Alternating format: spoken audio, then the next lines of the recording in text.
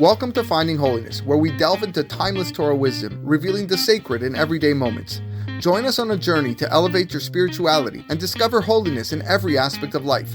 I'm your host, Rabbi David Kadosh, and together, let's embark on a path of spiritual exploration. I hope you enjoy this next episode. Erev Tov, everybody. Welcome to another edition of our Megilat Esther series.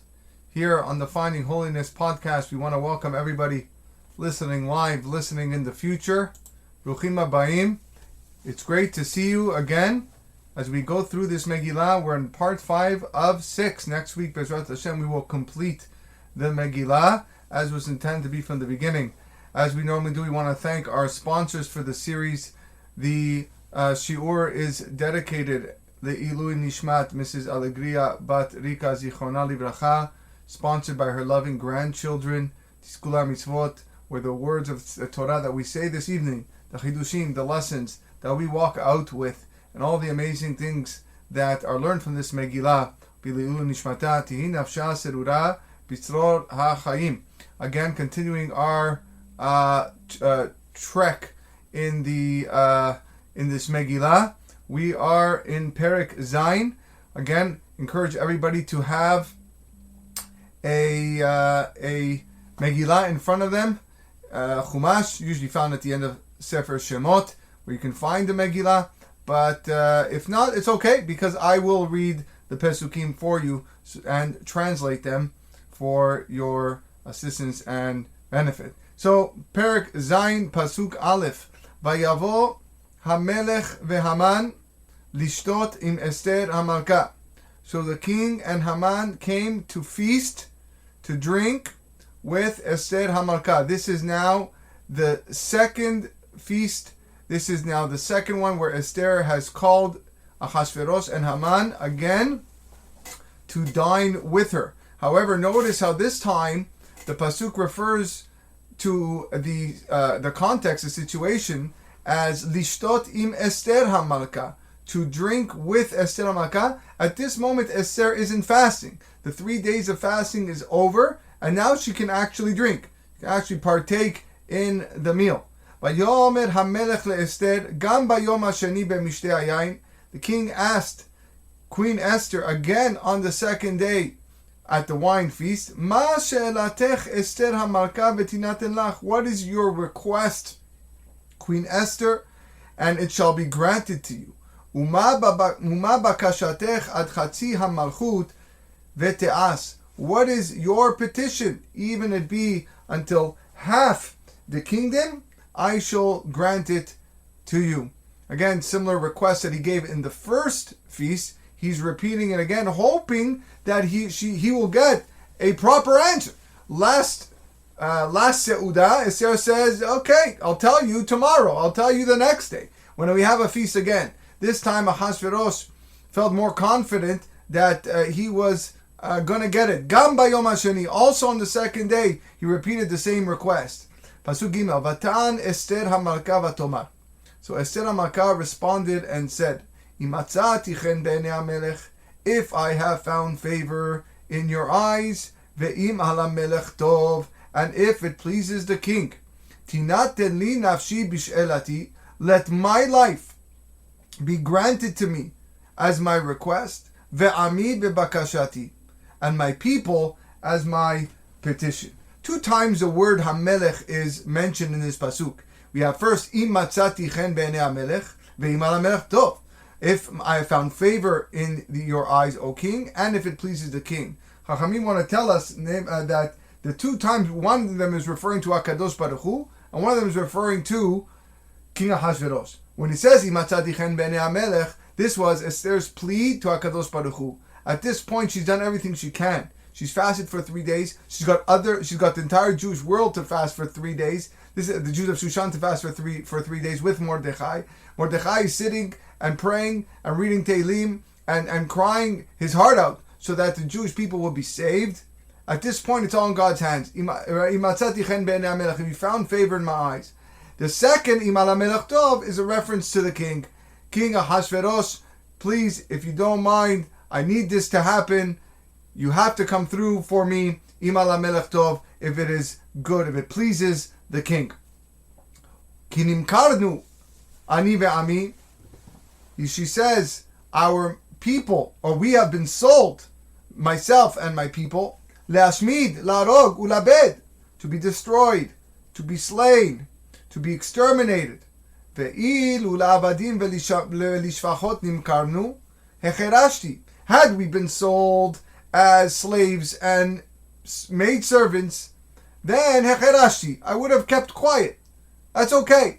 I'm okay with that. Ki en atzar shoveh benezek hamelech. For the adversary is not worthy of the king's damage. Right? It's just ki en atzar shoveh benezek hamelech. The oppressor is not concerned about harming the king's interests, and therefore we're willing to take that. Because if he was thinking about that, of harming the king's interests, he would have sold us into slaves for a profit, for the king's profit, rather than killing us. But the issue is right now that we are set to die. We don't know if we're going to survive the year, and I need your help. This is not right. I'm looking out for myself, and I'm looking out for my nation, who are being sold to be exterminated. So it says Ahasuerus, Vayomer HaMelech Ahasuerus, Vayomer Esther HaMalka. So thereupon Ahasuerus said, and exclaimed to Esther HaMalka, Mi hu zeh ve'ezehu. Who is this? Where is this one? Asher melao libo la'asot ken, who dared to do so. So this repetition, Mi hu zeh ve'ezehu, is a sign of haste, sign of acting quickly. Who is he? Tell me. I want to know, says the Ibn Ezra. Who is he? Where is he? Says the Targum. Who is he? What's his reason why he wants to kill you? Says the Malbim. Or it could be, says the Al-Sheikh, that Ahasuerus may have thought that Esther's silence, that the culprit was among them. Who is it? Is it me or is it Haman? Says the Al-Sheikh, she thinks that it's one of them, or he believes that she knows that they're both guilty. So I want to know, mi hu zeh ve'ezehu, is it me or is it him? Pasuk Vav, Vatomer Esther, I'll tell you who it is. Ish, Sar, ve'oyev, Haman, hara, hazeh. A man who's an adversary, an enemy, the wicked Haman. Ve'Haman niv'at, milifnei ha'melech ve'hamalka. And Haman trembled in terror before the king and queen. In other words, Esther was telling Ahasuerus, this man, this evil man, he's intrinsically evil. Every part of his body is malicious, is with malintent. He puts his hatred of Jews and his needs above all else, above the needs of the kingdom. This is who we're talking about. Haman hit him from left field, trembled, unknowing what to do. The king also. Ve'amelech kam b'hamato, pasuk zayin, mimishtei hayayin. The king rose in his wrath from the wine feast. El ginat habitan. Where does he go to? To the palace garden. Ve'Haman amad ve'bakesh al nafsho me'Esther HaMalka. In the meantime, Haman remained to beg Esther HaMalka for his soul. For he saw that evil had been determined against him by the king. Ahasuerus at that moment recalled that Haman was the one who persuaded him, who convinced him to kill his first wife, Vashti HaMalka. So where did he go? To the palace garden.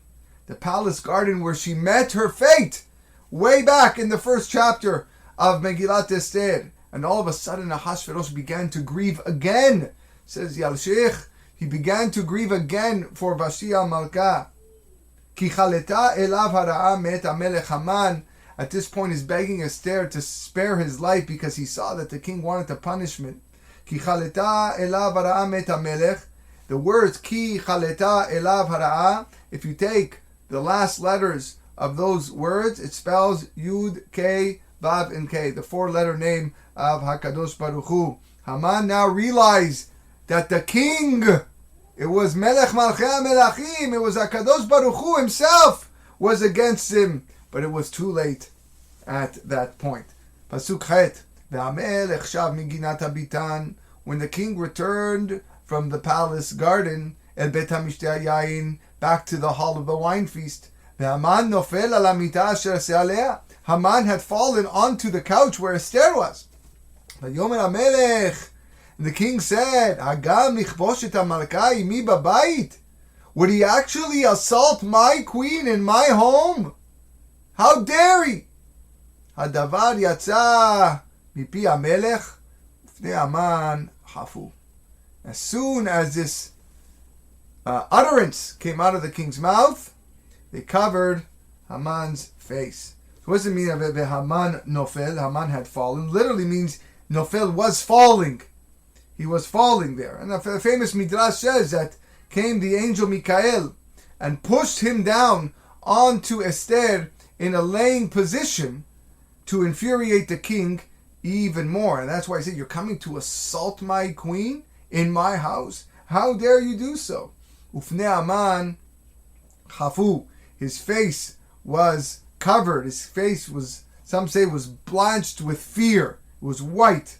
Others want to say that it was customary that whenever the king didn't want to see anyone because he was so mad at him, the custom in Persia was to take a rag and cover the man's face so that the king doesn't see him. He's so mad with you, therefore we're covering your face.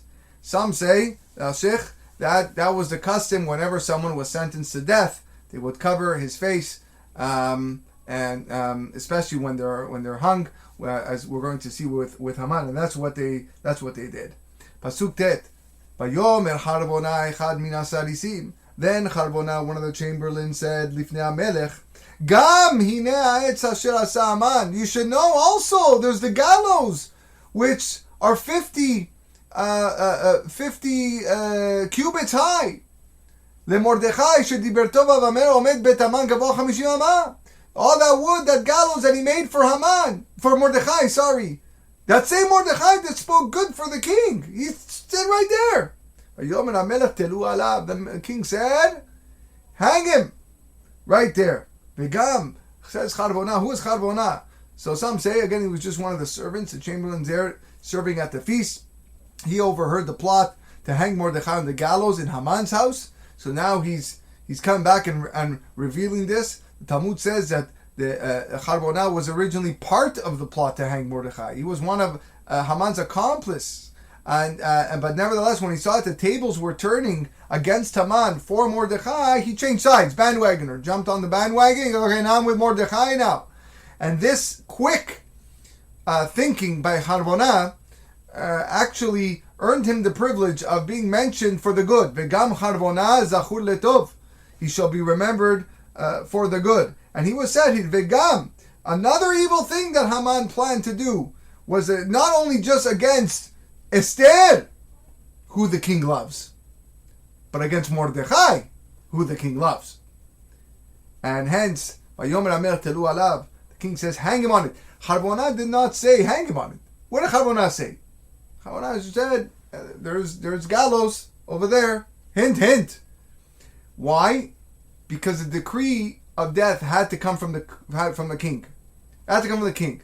If Charbona would have said, why don't you hang him? Then it's not an edict, it's not something that is stamped by the king. Once it comes out of the mouth of the king, then it's legit, it's stamped. So he hinted to him, winked his eye, go look over there. And he said, okay. Vayomer HaMelech telu alav. And so, that's what the king said. Vayitlu et Haman, pasuk Yud.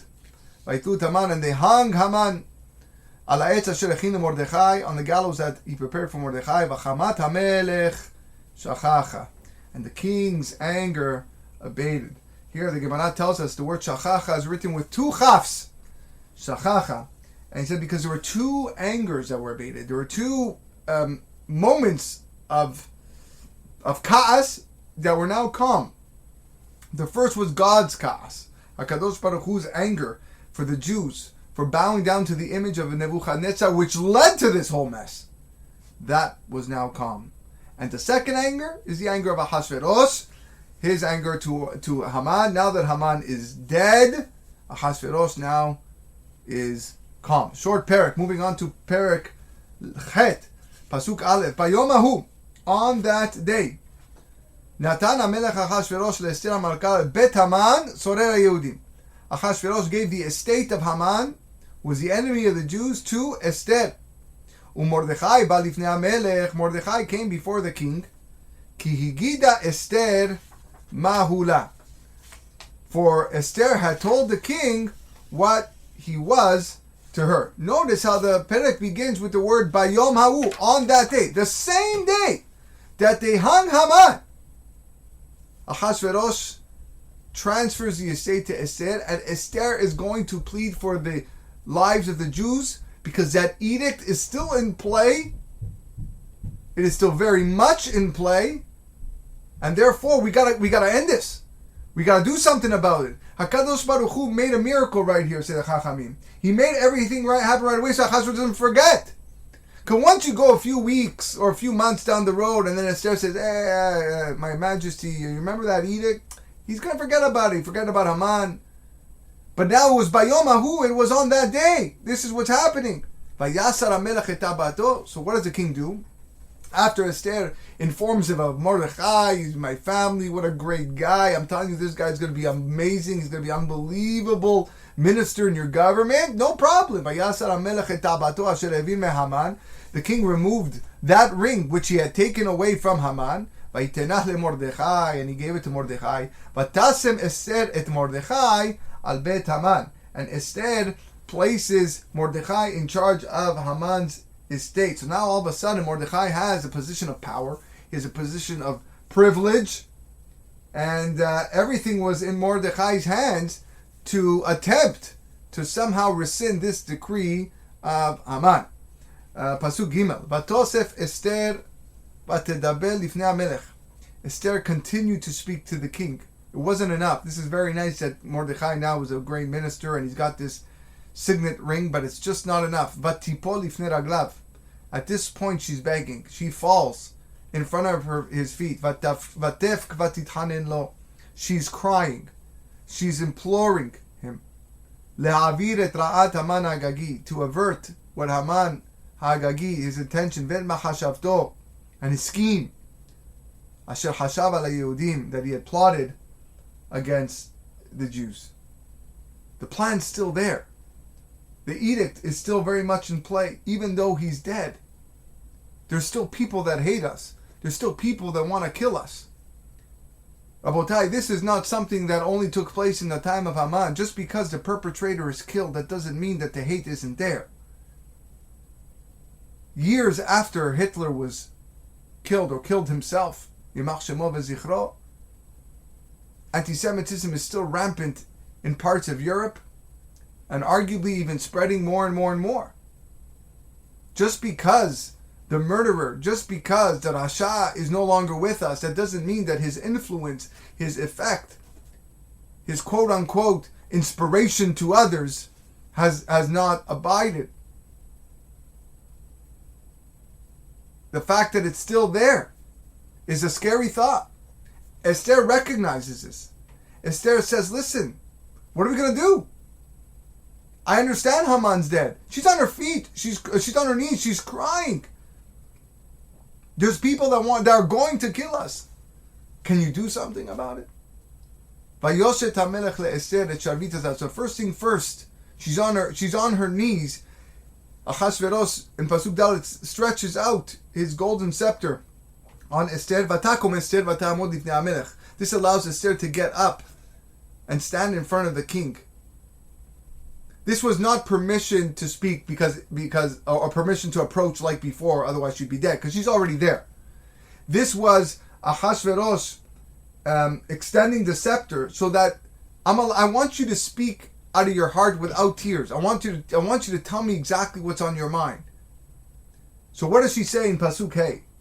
Vatomer im ala melech tov v'imatzati chen lefanav. If it pleases the king, and if I found favor before him, v'chasher hadavar lifnei hamelech, and the proposal seems proper in the eyes of the king, v'tova ani be'enav, and I'm pleasing in his eyes, Yikatev, let it be written, le'ashiv et hasefarim, to countermand those letters. Machashevet Haman ben Amedat Agagi, the scheme of Haman, the son of Agagi, ben Amedat Agagi, asher katav la'abet hayudim, who had written to exterminate all the Jews, asher bechol medinot hamelech, who are in all the king's provinces. Le'ashiv et hasefarim, what was Esther asking here? Esther was requesting Achashverosh to retract the sealed letters sent by Haman, rather than sending a second round of letters that can confuse people. Because now you have contradictory edicts. Open up one letter, kill the Jews. Open up the one letter, don't kill the Jews. So she was saying, Lashita Sefarim, I want those letters back. Bring them back. In the hands of the officer, says the Malbim. Pasuk Vav, Ki echacha uchal veraiti, bera'a shim sa'etami. How can I bear to witness the disaster which will befall my people? Ve'echacha uchal veraiti be'ovdan molatin. How can I witness or bear to witness the extermination of my children, my descendants, of my family? Here Esther is giving the personal touch. She is saying the salvation of my people, the prospective peace of my people, is good for my own well-being. And anything other than that will harm my well-being. It will destroy me mentally. It will destroy me emotionally. I don't know if I'll be able to handle this. Echacha uchal, how can I go on? Now this is important to Achashverosh because this is his wife talking. You don't want a wife who is emotionally depressed for the rest of her life, knowing that her people have been decimated and extinguished.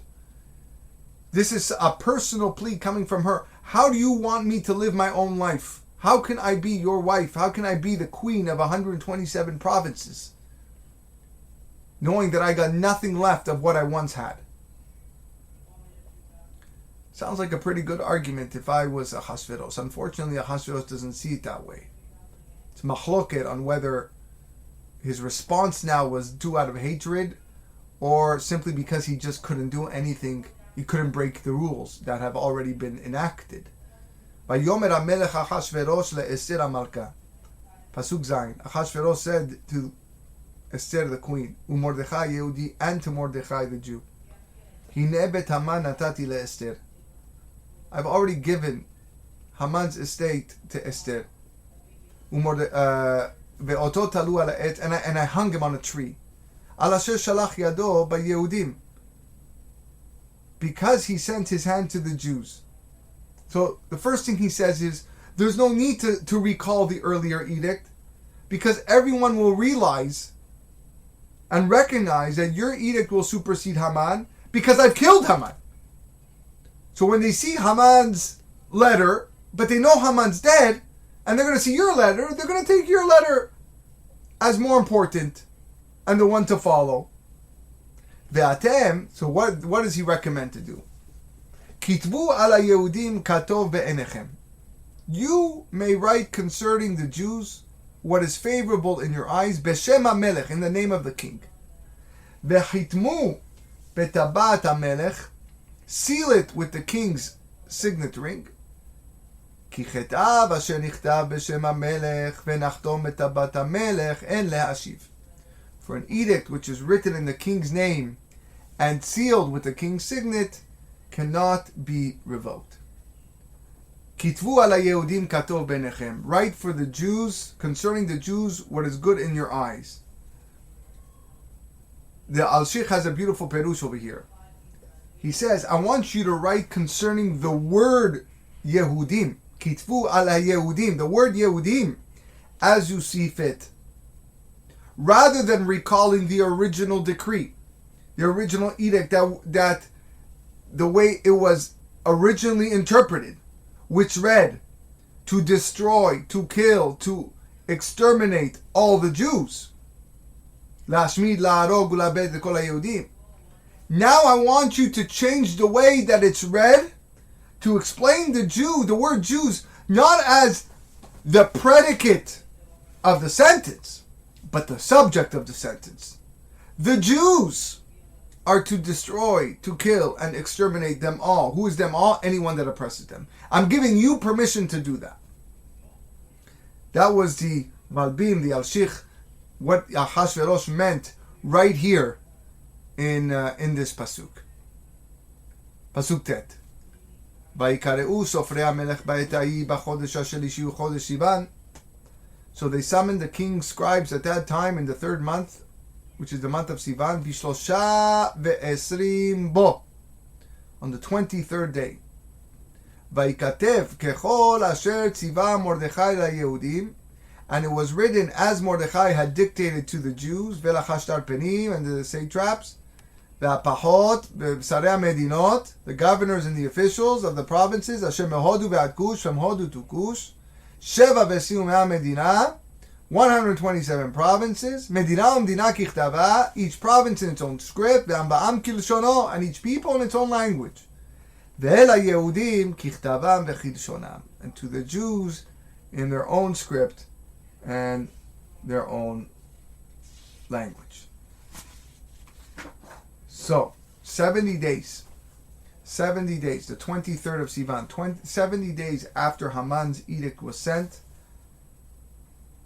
Mordechai sent out a new set of letters. And he waited for the original messengers to return and send the second edict with the same messengers. Why? Because he didn't want the recipients to doubt as to the authenticity. You know, you have one group of messengers bringing one edict and another group, okay, maybe these guys are fake. No, the same people are going to bring a different letter. And all this because the first one couldn't be revoked. That was Persian law, says the Ibn Ezra. Some say it was asur to be revoked, not just prohibited. Some say it just wasn't right for a royal edict to be revoked. But nevertheless, this is what Mordechai does. But he's got to get it fast. So what does he do? Pasuk Yud. Vayichtov b'shem HaMelech Hashverosh. He wrote in the name of Hashverosh. Vayichtom et habat HaMelech, and sealed it with the king's signet, which he now had, that ring. Vayishlach sefarim b'yad haratzim basusim. He sent dispatches by couriers on horseback. Rochevei harechesh hachashtanim, riders of swift mules. Bnei haramachim, bred of mares. All of a sudden, they were sent on horseback because they were still exhausted from their first mission. So he felt bad. I'm going to go tell you to travel through 127 provinces, on a camel to your own time. Yalla, go a lot quicker. So therefore, he made it go. He wanted that message to go there as also in addition fast.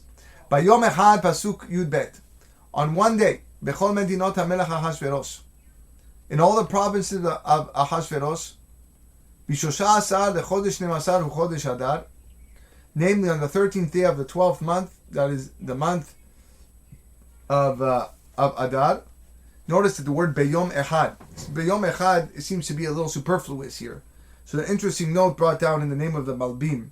Haman also said the word Beyom Echad prior to mention of the spoils. He knew that people were involved in collecting spoils after killing the Jews or exterminating them. They wouldn't pay attention to the main objective, to kill the Jews. So he allowed for them to take spoils only on only the following day, the day after the 13th of Adar. Here, Mordechai included the spoils in the activities of the day because he knew people will participate in the extermination, which was self-defense, and he didn't want to leave time for them to loot, because he wanted their sole motivation to be self-defense. So Beyom Echad was hinting to the Beyom Echad that Haman used back in chapter 3 in Perek Gimel when he first sent out the edict to kill the Jews. Pasuk Yud Gimel. Patshegen haketab liinaten dat bechol medina umdina. Copies of the document were to be made law into every province. Galui lekol ami, published to all the people. Veliot haYehudim atidim layom hazeh leinakem oevehem.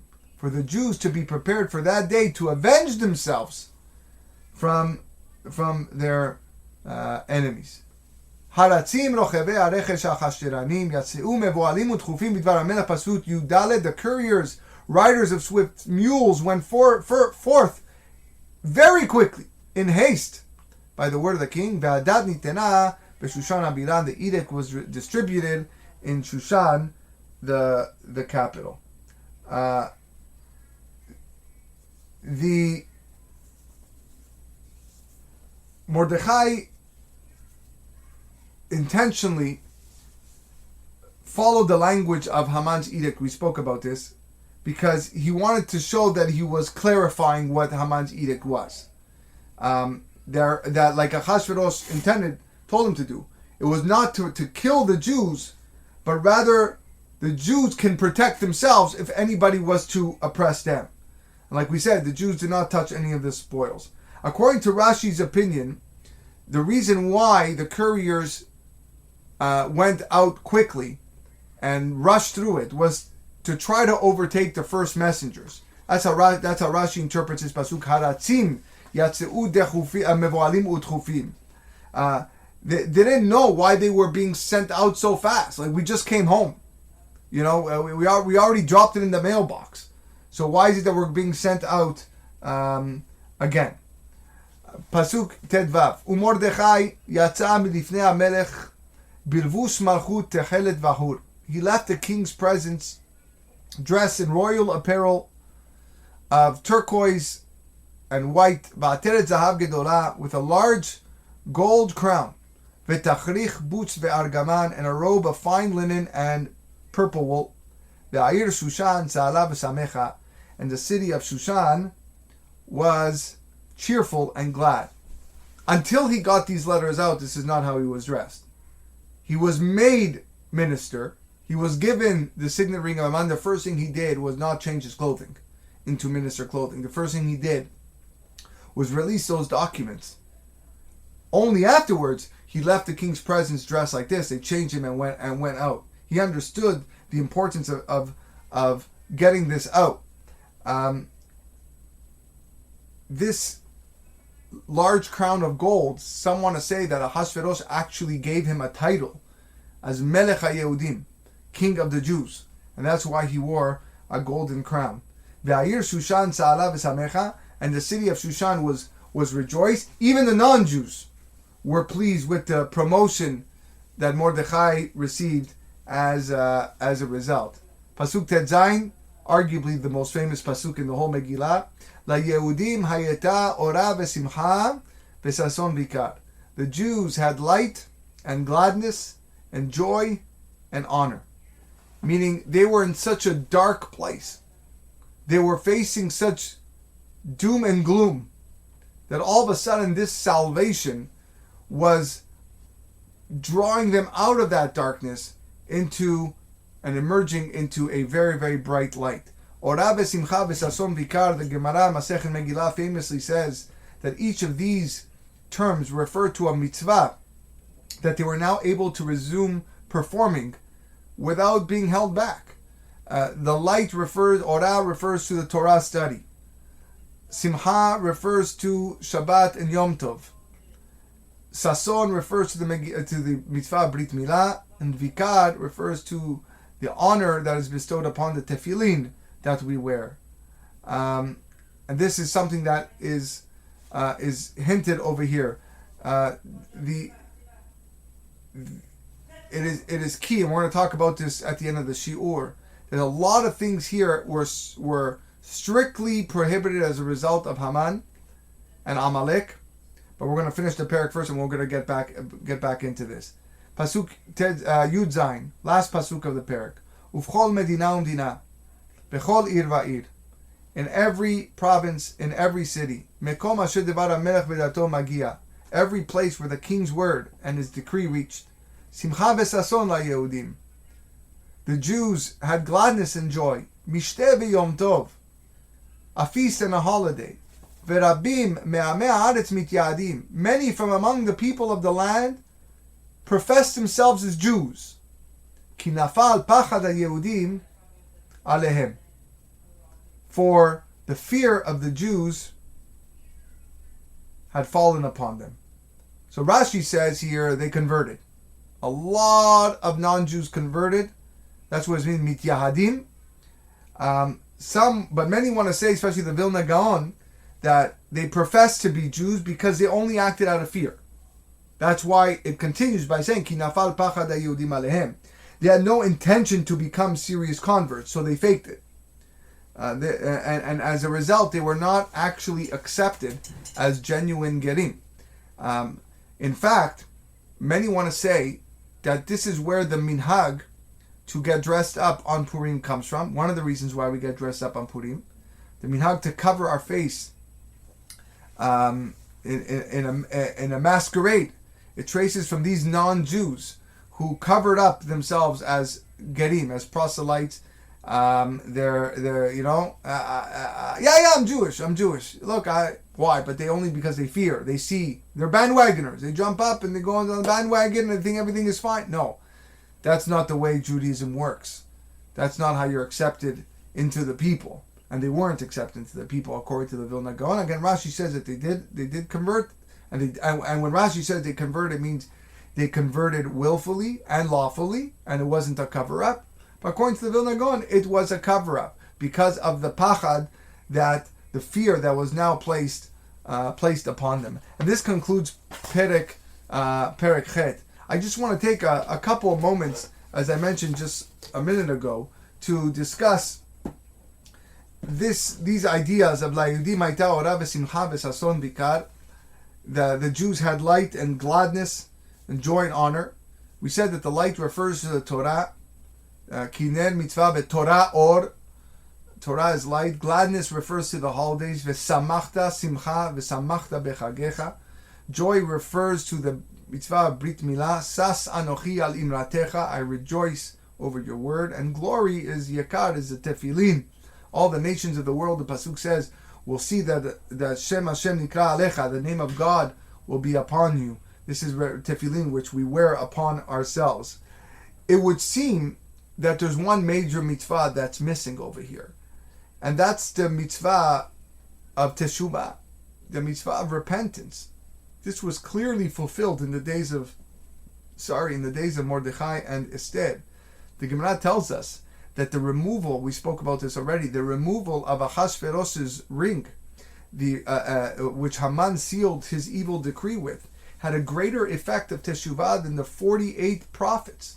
The 48 prophets couldn't return the Jewish people to righteousness, to tzedakah v'chesed, but that ring was able to do it. Rashi explains that in response to the removal of that ring, the Jews proclaimed fast days. They encouraged each other to do teshuvah. And since the Jews reached this unprecedented level of teshuvah, it would seem very much fitting that the historical account of the Megillah should mention that. Maybe it should have just said the Jews had light and gladness and joy and honor and teshuvah. Why leave out teshuvah? The answer is, teshuvah is such a fundamental element of this pasuk that the Chachamim didn't even need to mention it explicitly. The sensitive neshama of a Jew could not possibly rejoice in the light and the gladness, in the joy and the honor, if he would still be held accountable for the sins that he did. The very fact that the Jewish people were able to feel simha, that they were able to experience orah and sason and vikar, that is proof that they fulfilled the mitzvah of teshuvah to the highest decree. Because of these four entities, orah v'simcha, sason v'vikar, Torah, gladness of the holidays, the joy of circumcision, the honor of tefillin, that's the antithesis of Amalek. One of the evil nation's main objectives was to eradicate these four mitzvot from the world.